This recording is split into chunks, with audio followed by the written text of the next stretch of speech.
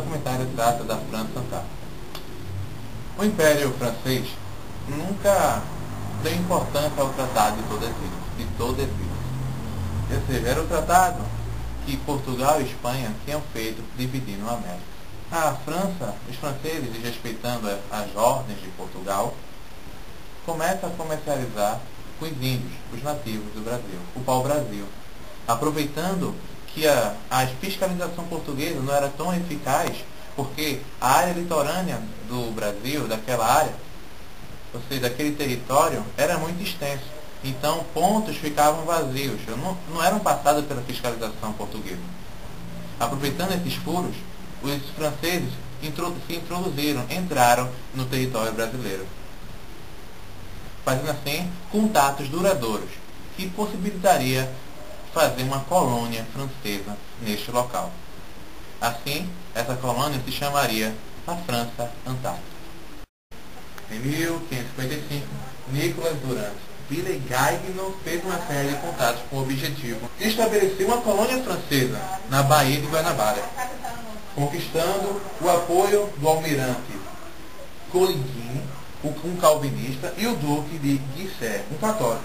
Esses aliados defenderam o projeto de Villegaignon junto ao rei francês, que forneceu as armas e embarcações para a viagem.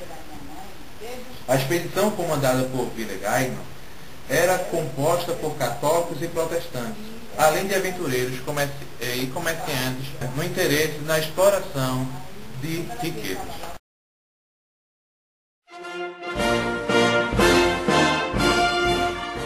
Dificuldades na França Antártica.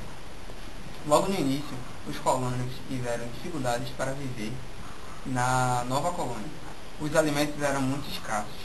Eles eram acostumados a comer pão e vinho, tiveram que se alimentar através de raízes de árvores, situação agravada pela baixa renda e o trabalho forçado.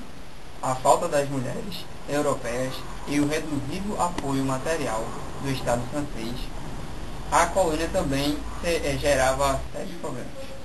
Apesar disso, entre 1555 e 1560, os franceses estreitaram suas relações com os tamoios, os nativos da Baía de Guanabara. Villegaignon recebeu reforços com a chegada dos bois da ponte. Seu sobrinho, que trouxe 290 colonos e 14 pastores, escolhidos pelo próprio Calvino. Mas a presença desses pastores aumentaram ainda mais a tensão religiosa entre católicos e calvinistas.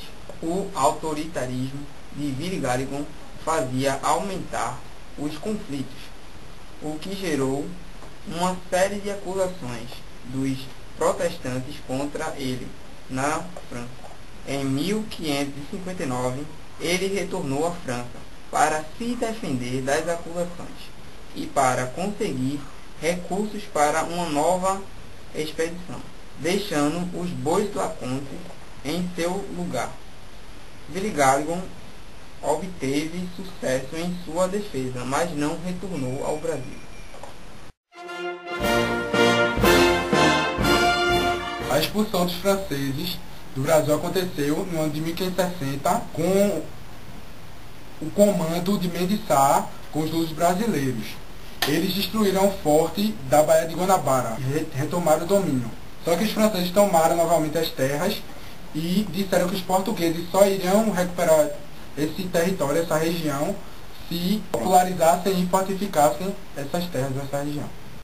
Para essa tarefa, Mendes Sá encarregou seu sobrinho, Estácio de Sá, que criou a povoação de São Sebastião do Rio de Janeiro, um núcleo fortificado para resistir aos ataques dos franceses e de seus aliados tamoios. Desse modo, em 1567, as forças de Estácio de Sá, com o auxílio de navios de guerra vindos de Portugal e da Bahia, além da ajuda dos indígenas terminóis, conseguiram derrotar os franceses e seus aliados, garantindo definitivamente a posse portuguesa da Baía de Guanabara.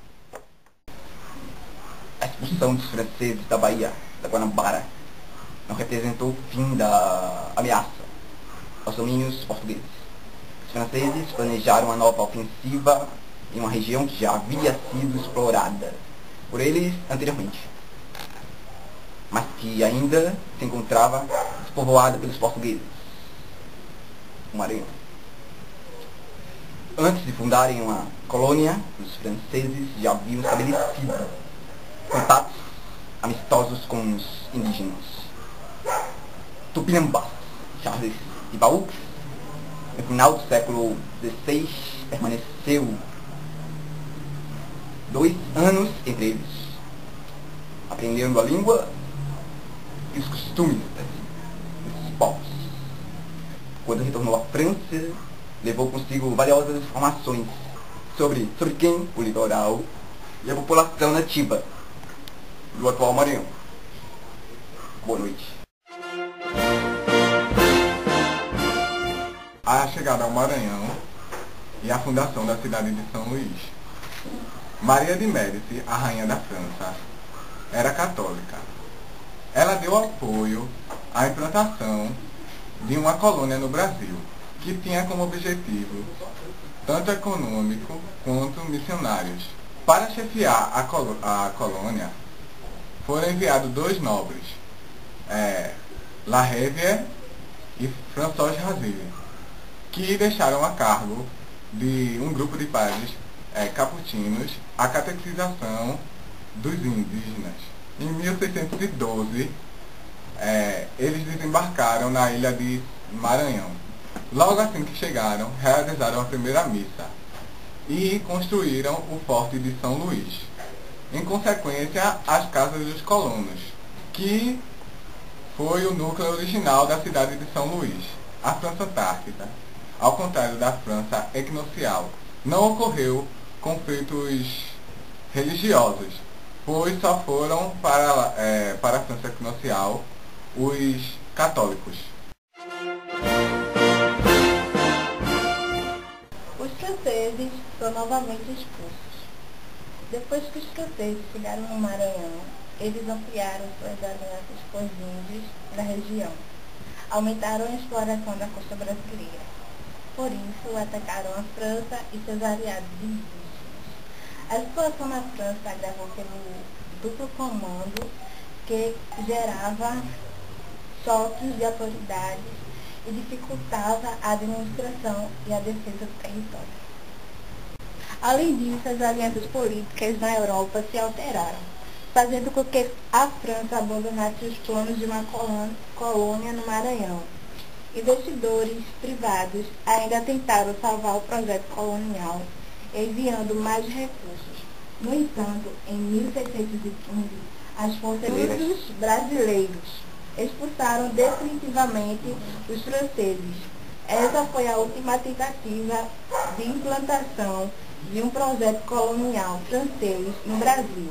A partir de então, os franceses buscaram outros territórios, como a Guiana, no norte da América do Sul, e as terras temperadas da América do Norte.